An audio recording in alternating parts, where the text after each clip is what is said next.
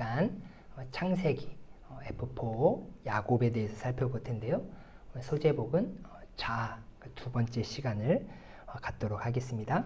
우리가 지금 성경을 구조적으로 보면 율법서와 역사서, 시가서, 선지서, 시대적으로도 우리가 조금 이해를 해야 됩니다. 성경의 그러한 역사적인 흐름을 잘 이해하실 수가 있어요. 그래서 첫 번째가 창조시대입니다. 창조시대. 두 번째가 족장시대입니다. 이것은 시대가 두 개로 구분되어지는데 둘 다 창세기에 속하죠. 창세기 1장에서부터 11장, 족장시대는 12장에서부터 50장까지 내용이 나오고요. 큰 사건 4개가 있다고 얘기했습니다. 창조, 타락, 심판, 분산, 이렇게 큰 사건 4가지가 창세기 1장에서 11장에 나오고요. 그 다음에 12장부터 50장까지는 믿음의 사람 4명, 아브라함, 이삭, 야곱, 요셉, 이렇게 나눠집니다. 우리가 이제 믿음의 사람 4명을 이제 살펴보고 있는데요. 각자의 핵심 단어, 키워드가 있다라고 말씀을 드렸어요. 아브라함은 언약과 믿음, 이렇게 꼭 기억하라고 말씀을 드렸습니다. 자, 아브라함은 뭐라고요? 언약과 믿음, 이걸 기억하시면서 아브라함의 인생을 이렇게 여러분들이 묵상하시고 읽거나 또 말씀을 들으실 때 좀 이런 부분들 안에서 기억하시면 될 것 같아요. 그다음에 이삭은 하나만 기억하면 되죠. 순종입니다. 자, 우리가 지금 배우고 있는데 야곱은 첫 번째가 나라는 존재는 누구인가 라는 것에 대해서 자아적인 부분이고, 두 번째는 사명. 야곱은 뭐라고요? 자아와 사명. 이거 두 가지를 기억하시면 되겠습니다. 지금 우리가 이제 아브라함을 지나서 이삭, 그러니까 이삭의 자녀인 야곱에 대해서 살펴보았습니다. 지난번 시간에는 데라의 족보를 통하여서 어떻게 지금 가족이 이루어졌는지에 대해서 살펴보았습니다. 지금 이 시간에는 다시 족보는 살펴보지는 않고요. 분명히 지금 이제 이삭에게 있어서 두 자녀가 있죠. 에서와 야곱이 있습니다. 네, 하나님께서 택한 사람은 야곱이고요. 하나님께서 버린 사람은 에서입니다. 하나님께 택함받지 못한 에서의 삶을 보면요. 에서는 장자권을 멸시했습니다. 그렇죠? 가볍게 여겼어요. 자신의 육체적인 배고픔에 하나님께서 허락해 주신 그 장자에게 허락한 그 복의 은혜를 쉽게 바꿔버렸어요. 그것을 이 에서는 야곱이 속였다라고 얘기는 하고 있지만 속인 건 아니죠. 배고파서 와가지고 붉은 죽을 쓰고 있는데 나 배고프다. 그러면 나한테 팔아라. 어찌 보면 붉은 죽으로 판 거에 대해서 조금 너무나 약한 거 아니냐, 좀 값이 너무나 적은 거 아니냐라고 말할 수는 있겠지만 속인 건 아닙니다. 그래서 이 에서는 하나님으로부터 큰 은혜를 받을 수 있는 그런 장자권을 가볍게 여겨서 팥죽 한 그릇에 팔아버렸죠. 여러분, 우리가 하나님 앞에 택감받지 못한 그러한 삶은요, 철저하게 세상의 것에 지금 내가 힘들고 내가 필요한 것이 있으면 그것을 내가 하나님께 받은 은혜의 복음을, 그 은혜의 선물들을 쉽게 바꿔버려요. 그러니까 내가 지금 하나님 앞에 택함받은 자로서 거룩한 백성으로 살아가고 있느냐, 늘 항상 내 자신을 점검해 볼 필요는 있어요. 그래서 하나님께 받은 그 은혜를, 그 복음을 세상의 것과 내가 쉽게 바꾸며 살아가고 있는지, 아니면 그 복음을 지키기 위하여서 때로는 희생과 헌신과 고난과 어려움을 당하고 있는지 우리는 한번 내 자신을 돌아볼 필요가 있다는 것이죠. 그리고 또 에서는요, 가나안 여인, 헷 여인과 이방 여인, 그죠? 결혼을 했습니다. 하나님께서는 분명히 이방 여인들과 결혼하지 말라라고 그 부모인 이삭과 리브가에게 얘기를 했어요. 그 부모님의 마음을 근심케 했죠. 기뻐하지 않았습니다. 그러면 하나님께서도 우리가 어떻게 살아가기를 원하시느냐? 성경에 보면 우리는 하나님과 결혼한 존재다라고 말하고 있어요. 예수님은 우리의 신랑으로 얘기하고 있죠. 우리는 거룩한 신부로 얘기하고 있어요. 그러니까 우리가 늘 항상 결혼의 대상은, 우리가 사랑하고 사모해야 될 대상은 이 세상 가치가 아니라, 이 세상이 아니라 오직 하나님 예수 그리스도인 줄 믿습니다. 그래서 우리의 삶이 매일같이 세상 가치에 빠져서 그것을 사랑하고 그것을 쫓아가는 그 인생은 에서와 같은 삶이나 마찬가지인 거예요. 그래서 우리는 이 에서의 삶을 통하여서 우리의 삶을 반드시 점검해 봐야 한다. 하나님께서 우리에게 주신 그 놀라운 복음의 은혜를 가장 가치 있게 여기며, 세상에 속해 있지만 세상을 사랑하는 자가 아니라, 세상과 연합되는 자가 아니라 하나님을 사랑하며 예수 그리스도를 통하여서 하나님과 연합된 자로서 우리는 살아가야 된다는 것을 꼭 기억하시기 바랍니다. 세상적 기준으로 보면요, 에서가 더 뛰어납니다. 야곱보다요. 그러니까 에서가 세상 일도 더 잘해요. 왜냐하면 그 당시에 사냥도 에서가 확실하게 잘했기 때문에, 이 당시에서는 그 남편이, 가장이 자녀를 다 먹여 살려야 되는 그 일이 가장 중요한 것이기 때문에 이 세상적으로 보면 에서가 짱이에요. 그렇지만 하나님께서는 이 세상적 기준으로 택하지 아니하신다. 하나님의 백성의 기준의 선택은 오로지 하나님의 주권에 있다라는 것을 우리는 알 수가 있는 것이죠. 자, 야곱의 자아를 보면 야곱의 이름의 뜻이 무엇이라고 말씀을 드렸습니까? 속이는 자, 거짓말하는 자, 발 뒤꿈치를 잡는 자. 그렇죠? 야곱의 이름의 뜻이 이거예요. 이 야곱을 보면서 우리 사람의 그러한 자아, 원래 본성, 그것을 우리는 볼 수가 있는 것이죠. 우리는 날마다 거짓말을 하며 속이며 다른 사람의 아픔과 어려움을 주는 그러한 악한 존재였다라는 거예요. 그럼에도 불구하고 하나님은 이러한 악한 존재의 자아를 깨뜨리고 부서뜨리셔서 하나님의 백성으로 변화시켜 하나님의 나라를 위하여서 사용하는 귀한 일꾼으로 세워가심을 여러분들 믿으시길 바랍니다. 그러니까 우리의 인간적 기준으로 사람을 판단해서는 안 되는 거예요.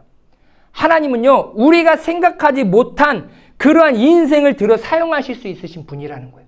우리가 보면요, 저 사람 거짓말 너무 잘해. 다른 사람 속이는데 일가견이 있어. 그리고 다른 사람 힘들게 하고 아프게 하기도 해요.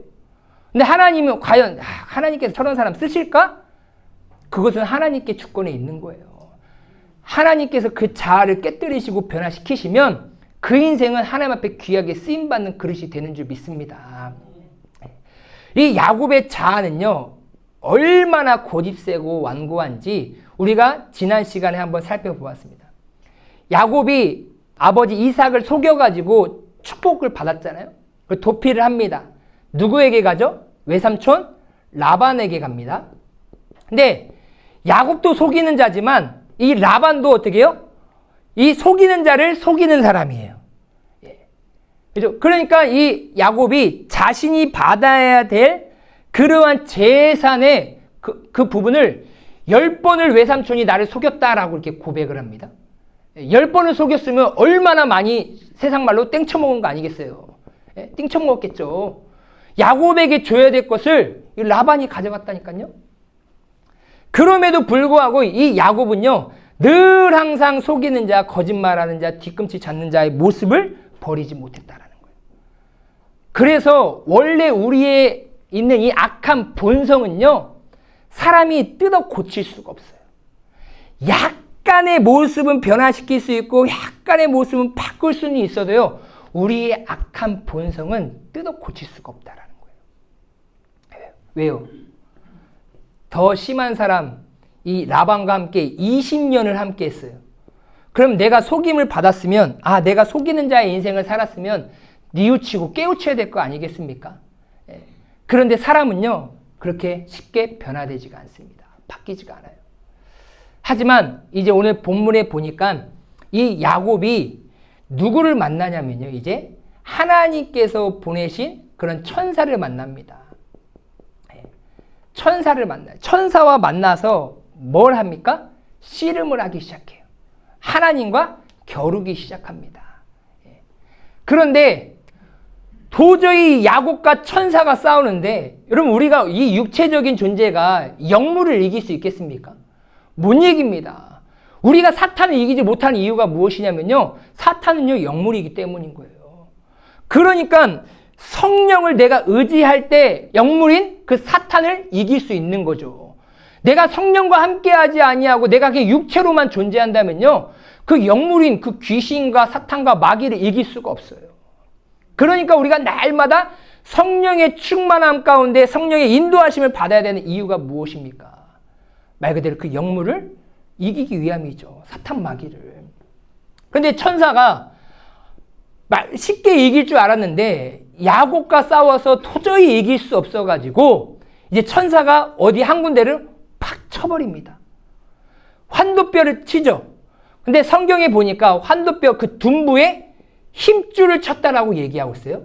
예. 힘줄은 지난 시간에 말씀드렸죠. 기드라는 히브리어인데 이 기드라는 것은 완고하다. 그 다음에 고집이 있다. 그러니까 하나님께서는 이 야곱을 무너뜨리셔서 깨뜨리셔가지고 하나님의 백성으로서 삼고 싶은데 그 하나님이 보내신 그 천사와 함께 겨루고 있는데 도저히 이길 수가 없는 거예요. 그 야곱의 고집과 그 아집이 얼마나 완고한지. 여러분 사람의 고집은요 끊어버리기가요 쉽지가 않습니다. 예, 다 고집이 있고 아집이 있습니다. 그러니까 우리가 날마다 십자가에 뭐 해야 되는 거예요? 죽어야 돼요.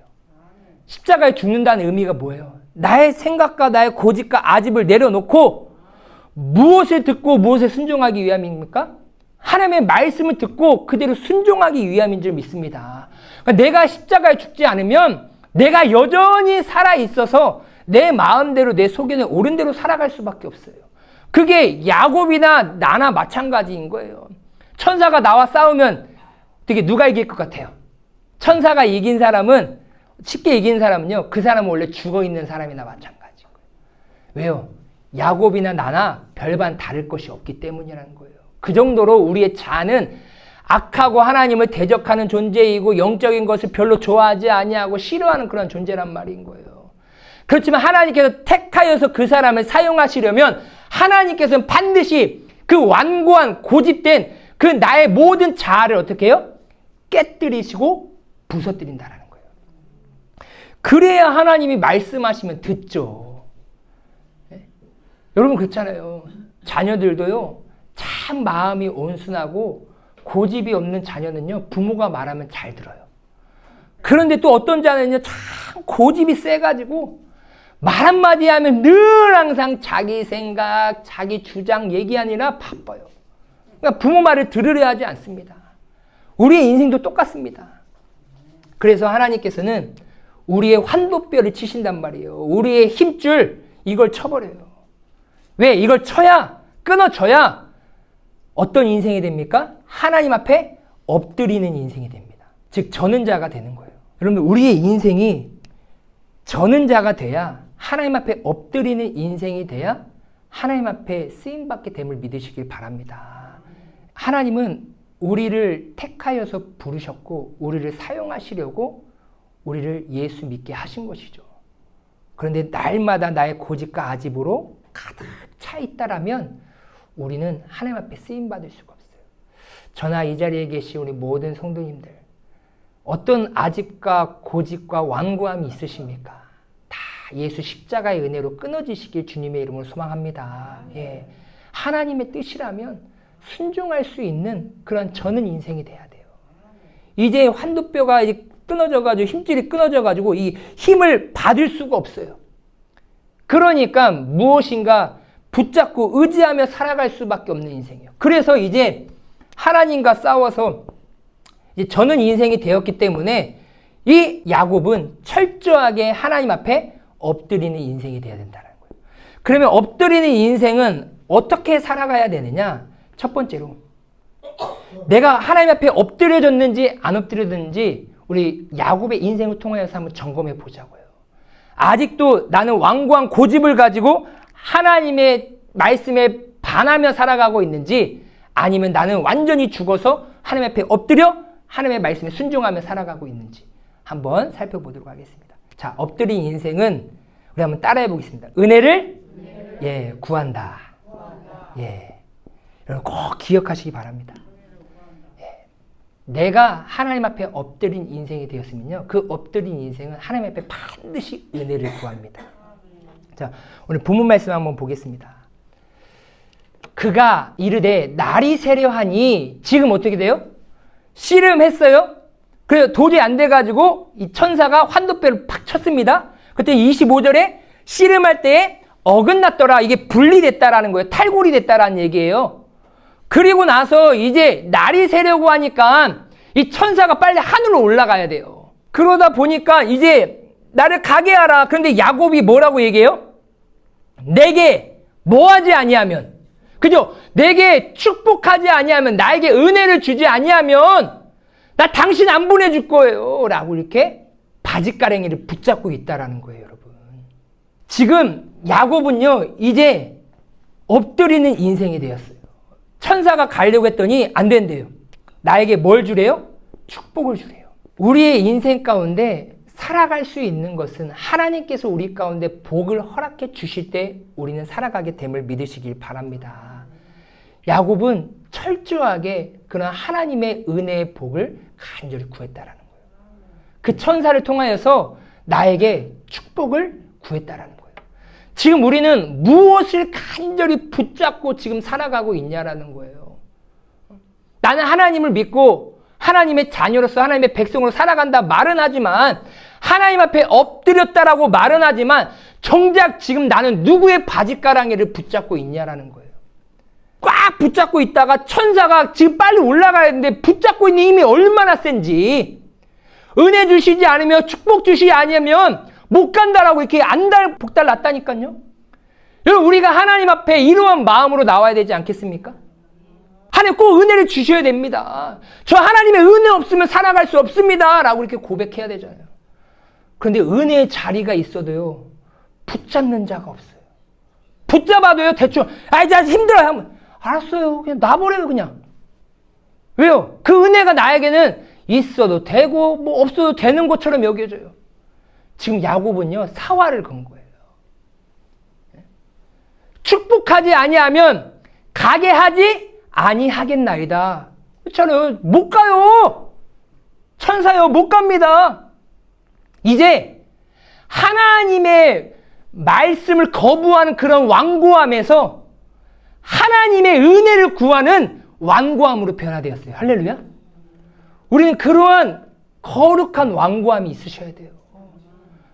은혜의 자리에 왔으면 하나님 저 은혜 주시지 않으면 저 이 자리에 안 떠날 거예요. 예배 자리에 왔어요. 여러분, 예배 자리에 왔는데 하나님의 은혜 못 받아도 어떠셔요? 내가 알바나 직장에 갔어요. 여러분, 한 달 월급 안 나오면 어떻게 하실 거예요? 아이고 뭐 사회도 경기도 어렵고 삶도 힘드니까 뭐 직장에서 나 한 달 뭐 월급 늦게 줘도 괜찮아요. 그러실 분 계세요? 한 달, 두 달만 밀려봐요. 데모하고 난리가 났겠죠. 왜 안 주냐고. 근데 왜 우리는 하나님의 은혜를 받으려고 하나님의 바짓가랑을 왜 안 붙잡냐는 거예요. 그게 아직까지 내 인생은 하나님 앞에 엎드리는 인생이 아니었다라는 거예요. 하나님 앞에 엎드린 인생은요, 하나님의 은혜 없이는 살아갈 수 없습니다라고 고백한 인생이라니까요. 근데 왜 은혜 자리에 왔어도 왜 안 붙잡냐라는 거예요. 우리의 인생을 성경적으로 비춰보아 내가 잘못된 것이 있으면 고쳐가고 회복돼야 될 줄 믿습니다. 야곱이 우리와 마찬가지인 거예요. 죄성이 많은 남을 속이는 자, 하나님을 거역하는 인생이었지만 변화시키시면 반드시 하나님의 은혜를 구하는 인생으로 변화될 줄 믿습니다. 히브리서 4장 16절에 보니까 그러므로 우리는 긍휼하심을 받고 때를 따라 돕는 은혜를 뭐하기 위하여? 얻기 위하여 은혜의 보좌 앞에 담대히 나아갈 것이니라. 아멘. 여러분, 은혜를 얻기 위하여 얻지 못하면 그 은혜롭게 살아갈 수 없는 존재이기에 오늘도 하나님의 은혜를 구합니다. 그러니까 십자가를 붙들고 담대히 하나님 앞에 나아갈 수 있는 거예요. 누가 그 거룩하신 하나님 앞에 대면할 수 있겠습니까? 다 거룩하신 하나님 앞에 대면하는 순간 다 즉사하는데, 그렇지만 우리가 하나님 앞에 나아갈 수 있는 것은 예수 그리스도의 십자가의 보혈의 은혜인 줄 믿습니다. 그래서 우리는 담대하게 감사함으로 하나님 앞에 나아갈 수 있는 거예요. 그러니까 때를 따라 돕는 은혜를 여러분도 구하셔야 돼요. 여러분, 은혜의 자리에 참석해서 내가 은혜를 받는 것을 가장 기뻐하시길 주님의 이름으로 소망합니다. 그게 내가 하나님의 앞에 엎드리며 살아가는 인생에 살아가고 있다는 증거인 거예요. 여러분, 아무리 얘기해도요, 안 나오는 사람은 어쩔 수 없어요. 받을 수가 없습니다. 포기하고 다 나오셔야 돼요. 그래 은혜를 받죠. 은혜가 내려지는 그 만나 내려지는 그 장소에 가서 내가 만나를 거둬야지, 장막에 그냥 가만히 있으면 만나가 천막을 뚫고 내 밥그릇에 떨어지지 않는다니까요. 성경은 그렇게 말하잖아요. 내가 은혜 떨어질 그 자리에 나와야 되는 거예요. 꼭 은혜 자리를 간절히 사모하시길 주님의 이름으로 소망합니다. 이르시되 내가 은혜 베풀 때에 너에게 듣고 구원의 날에 너를 도왔다 하셨으니 보라 지금은 은혜 받을 만한 때요, 보라 지금은 구원의 날이로다. 할렐루야. 네, 여기서 내일은이라고 얘기하지 않잖아요. 내년이라고 얘기하지 않잖아요. 언제라고요? 지금 now. 그래서 제가 늘 항상 말씀드린 게 무엇입니까? 오늘이 중요하다고 얘기했잖아요. 네, 오늘 내가 은혜 받는 게 중요한 거예요. 네, 그러니까 매 순간순간 여러분 이제 다른 사람 바지끄레기 붙잡을 생각하지 마시고, 그런 것은 조금 뭐라고 탁탁 치면 그냥 놔주세요. 네, 편하게 놔주세요. 근데 하나님 바지끄레기는 끝까지 붙잡으세요. 어떨 때까지요? 은혜 나에게 주실 때까지. 은혜는 뭐냐? 내가 좋아하는 게 은혜가 아니라요, 내가 변화되는 게 은혜예요. 내가 말씀으로 깨닫고 내 삶이 변화되는 게 은혜지, 내가 생각하는 것을 얻기 위하여서 하나님 막 바지끄레기 내가 떼쓰는 게 은혜가 아닙니다. 착각하시면 안 돼요. 하나님의 말씀대로 변화되어 순종하는 삶이 되는 게 은혜인 거예요. 그렇게 나를 변화시켜 달라고 여러분 간절히 붙잡는 인생이 되시길 주님의 이름으로 소망합니다. 자, 두 번째, 엎드린 자는 무엇이냐면요, 정체성이 바뀝니다. 우리가 특별 저녁 기도회 때 아이덴티티, 정체성에 대해서 우리가 살펴봤죠. 예, 성경은 내가 누구인지에 대해서 정확하게 늘 항상 인식하게 말합니다. 이제 야곱이 바지끄레기를 막 붙잡았어요. 나에게 축복을 주지 않으면 천사가 못 갑니다. 그랬더니 천사가 뭐라고 물어보냐면 너의 이름이 뭐냐. 뭐라고요? 뭘 물어봤다고요? 이름이 뭐냐. 여러분, 이름은요 존재입니다. 예, 그 사람 전부를 말하는 거예요. 그렇죠? 이름 없는 사람 없고요, 이름 없는 물건 없습니다. 그렇잖아요. 모든 것이 다 이름이 있어요. 이름을 통하여서 그 존재를 알게 되는 거예요. 그러니까 너의 이름이 뭐냐라고 했더니 저요 속이는 자예요. 저 거짓말하는 자입니다. 저 발 뒤꿈치를 잡는 자예요. 다른 사람들 아프게 하는 자예요. 즉 이 얘기가 뭐예요? 저 야곱인데요 라고 얘기하죠. 그랬더니 그 천사가 이제 야 이제 너는 속이는 자로 불려지지 않을 거야. 너 거짓말하는 인생이 되지 않을 거야. 너 뒤꿈치 잡는 인생이 되지 않을 거야. 너 지금 야곱이라고 불려졌지? 아니야. 이제 너는 뭐라고요? 이스라엘이라고 바뀔 거야. 정체성이 바뀝니다. 뭘로 바뀐다고요? 이스라엘. 그가 이르되 내 이름을 다시는 야곱이라 부를 것이 아니요 이스라엘이라 부를 것이니 이는 네가 하나님과 및 사람들과 겨루어 이겼음이라 라고 이렇게 얘기하고 있어요. 자, 여러분 이스라엘 뜻이 이 지금 개역개정 번역에는 하나님과 및 사람과 겨루어 이겼다라고 이렇게 얘기를 하고 있어요. 그런데 여러분 말씀드렸잖아요. 육은 영을 이길 수가 없어요. 그렇죠. 근데 이 번역을 이렇게 해가지고 원래 이스라엘인 거예요. 이스라라는 것은 무엇이냐면요, 사라라는 단어에서 나왔습니다. 즉 통치하다, 힘을 얻다예요. 그리고 엘은 하나님. 그러니까 이 엘을 하나님을 여기는 지금 목적어로 쓴 거예요. 하나님을 너가 싸워서 이겼다라고 해요. 그런데 성경은 우리가 보니까 어떻게 하나님을 이겨요? 여기 보니까 야곱이 뭐라고 얘기하냐면 30절 한번 보세요.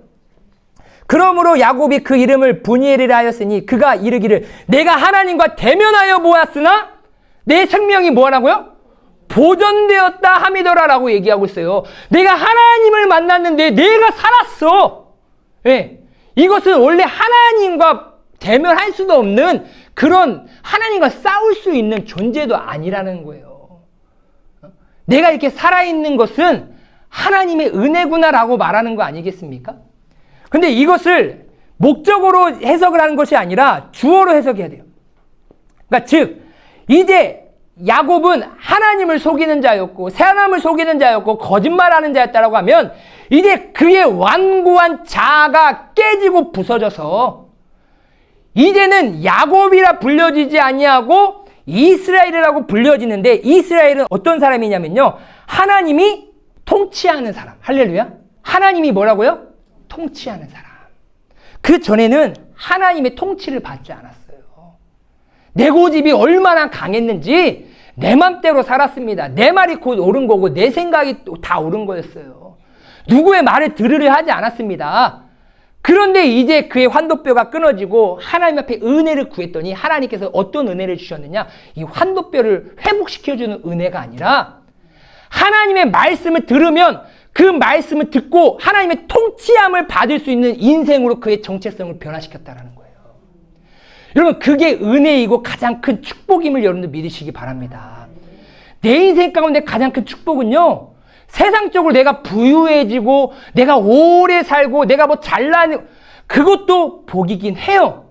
그런 은혜도 하나님께서 부어주시니까 그런 은혜도 받으실 수 있으면 받으시면 좋아요.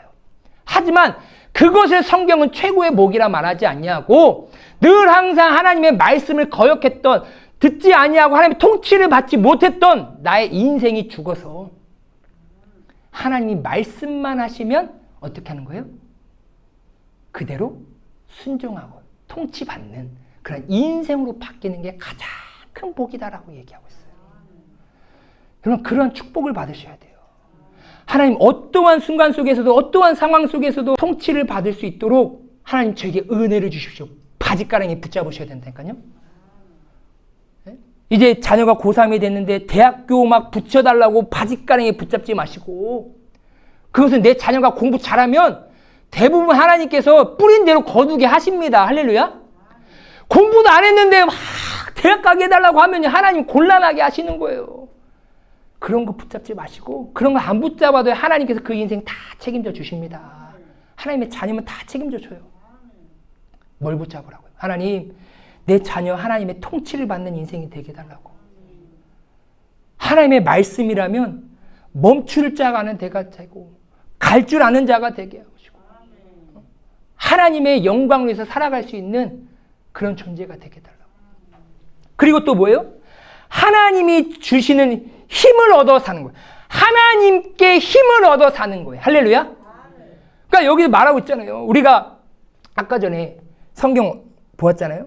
때를 따라 은혜를 얻기 위하여라고 이렇게 얘기하고 있잖아요. 그러니까 우리가 은혜를 얻어야 힘을 얻어야 되는 거예요. 그러니까 우리는 무엇으로 사는 존재냐면요. 하나님께서 부어주시는 그 힘을 얻어서 그 힘으로 사는 존재인 거예요. 그게 하나님 앞에 엎드렸다라는 거예요. 그러니까 다른 말로 우리가 다섯째 날에 봤잖아요. 가장 중요한 그리스도의 뭐라고요? 노예가 되었다. 그죠? 그리스도의 노예가 되었다. 우리는 철저하게 하나님께 힘을 얻고 하나님의 통치를 받는 그러한 인생으로 바뀌게 되었다라고 이렇게 말을 하고 있습니다. 여러분 하나님께 힘을 얻길 주님의 이름으로 소망합니다. 우리가 살아가는 삶에서도 하나님께 힘을 얻어야 되고요. 영적으로도 하나님께 힘을 얻으셔야 돼요. 그렇게 살아가는 자가 내 자아가 깨지고 부서지고 하나님 앞에 엎드려진 자예요. 고린도후서 5장 7절에 보면 그런 중 누구든지 그리스도 안에 있으면 새로운 피조물이다라고 말하고 있죠. 이전 것은 다 지나갔으니 새 것이 되었다라고 이렇게 얘기하고 있어요. 그러니까 자아가 깨지고 변화되면 새로운 인생이 되는 거예요. 새로운 인생이 됩니다. 주께 무엇을 얻고요? 힘을 얻고. 할렐루야. 예.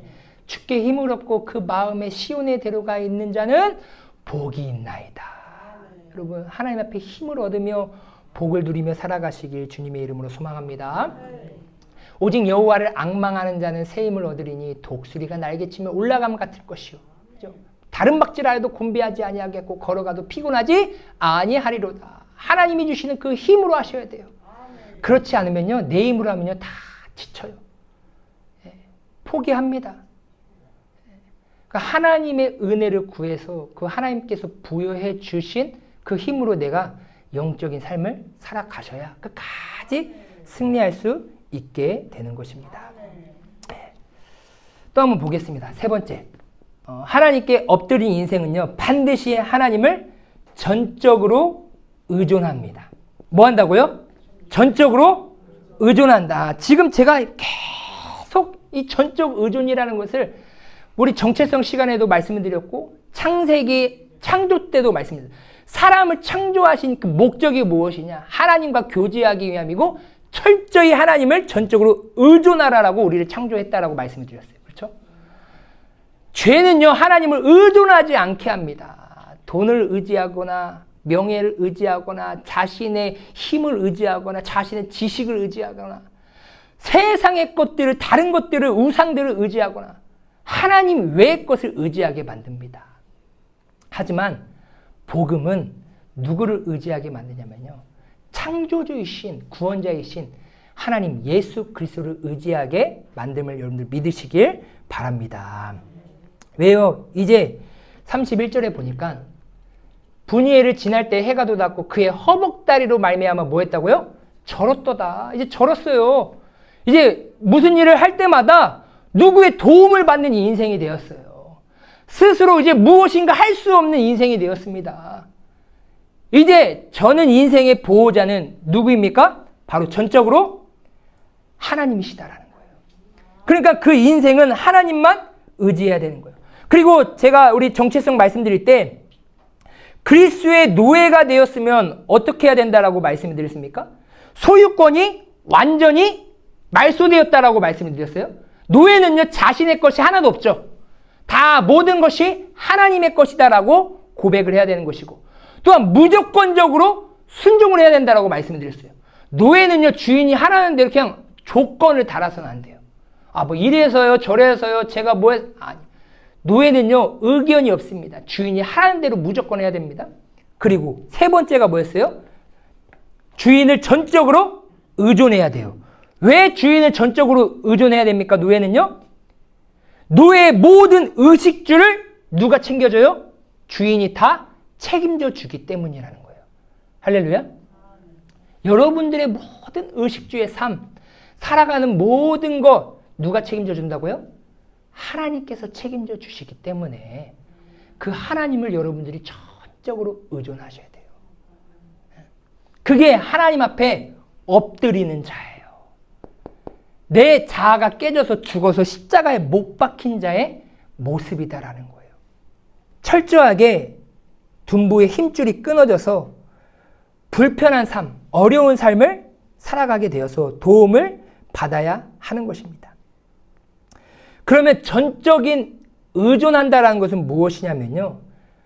하나님 앞에 나의 모든 것을 다 내어 맡긴다라는 거예요. 그리고 완벽하게 하나님의 말씀에 순종하는 것을 전적으로 의존하는 거예요. 여러분 한번 보세요. 지금 하나님께서 야곱에게 이렇게 약속하셨어요. 32장 12절에 보니까요. 주께서 말씀하시기를 내가 반드시 너에게 은혜를 베풀어 너 씨로 바다에 셀 수 없는 모래와 같이 많게 하리라 하셨나이다 라고 이렇게 약속했어요. 지금 어떤 상황이에요? 에서가 400명의 장정을 데리고 지금 야곱을 쫓는 그런 상황 가운데 있어요. 근데 지금 야곱은 베델로 지금 가야 되는 상황입니다. 하나님과 약속한 그곳으로 지금 가야 되는 상황이에요. 그런데 형이 나를 죽이려고 달려오고 있는 그 두려움 가운데 있을 때 하나님께서 두려워하고 있는 그 야곱에게 나타나셔가지고 뭐라고 말씀하신 거예요? 야, 두려워하지 마. 내가 너에게 은혜를 베풀어 줄게. 너 씨를 바다에 셀 수 없는 모래와 같이 해줄게. 이 얘기는 뭐예요? 내가 네 생명 책임져 주겠다는 거 아니겠어요? 너의 자녀들 지금 11명 자녀가 있는데 너희들 내가 다 지켜줄게. 하나님께서 약속했잖아요. 그 약속했으면 전적으로 의존했으면 어떻게 해야 돼요?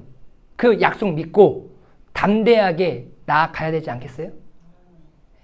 근데 야곱은 어떻게 합니까? 때를 나눠요.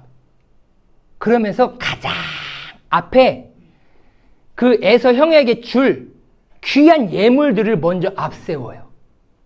그러면서 뭐라고 얘기하냐면 야곱이요?